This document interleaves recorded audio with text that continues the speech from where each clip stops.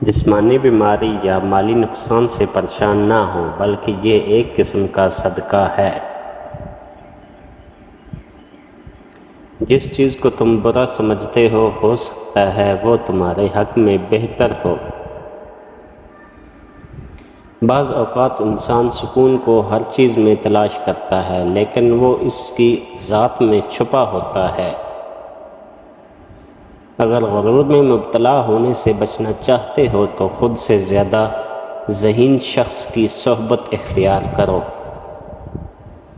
اگر اچھا بولنا چاہتے ہو تو اچھا پڑھنے اور سننے کی عادت ڈالو۔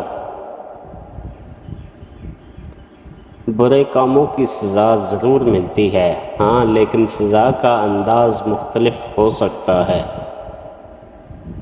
خود غرض بے وقوف اور جاہل لوگوں پر جب احسان کرو تو پھر ان کے شر سے بچو۔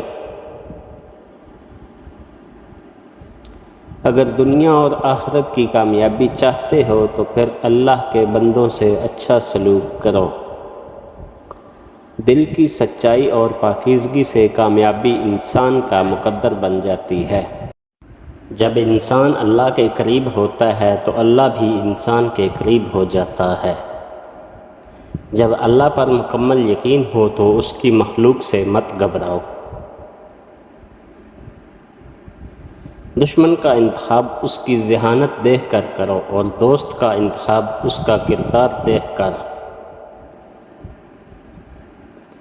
بات چیت کرنے سے انسان کی عقل مندی میں اضافہ ہوتا ہے، لیکن تنہائی وہ سکول ہے جہاں سے عظیم لوگ جنم لیتے ہیں۔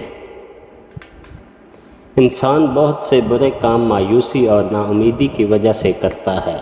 جو لوگ اللہ کی رحمت سے مایوس نہیں ہوتے وہ برائیوں سے بچے رہتے ہیں۔ مشکلات اللہ کی طرف سے اشارہ ہوتی ہے تاکہ انسان لاپرواہی چھوڑ کر سنجیدہ ہو جائے۔ اپنی بری عادتوں اور برائیوں کو جلد از جلد سدھارنے کی کوشش کریں، کیونکہ دیر کرنے سے عادت پختہ ہو جاتی ہے۔ جس طرح ہم کھانے میں کنکر یا بال برداشت نہیں کر سکتے، اسی طرح ہماری روح بھی کوئی غلط کام برداشت نہیں کرتی۔ جو خدا سے محبت کرتے ہیں وہ اسے پا لیتے ہیں، اور جو محبت نہیں کرتے وہ محروم رہتے ہیں۔ شیطان انسان کو بہکا کر برے کام کرواتا ہے، اس سے محتاط رہیں۔ جو شخص خدا کو بھول کر دنیا کی بھول بھلیوں میں کھو جاتا ہے وہ ذلیل اور رسوا ہوتا ہے۔ مشکل میں صبر سے کام لو، کیونکہ اس کا صلہ بہت بڑا ہے۔ حقیقی دوست وہ ہے جو تمہیں اس وقت اپنائے جب تم خالی ہاتھ ہو۔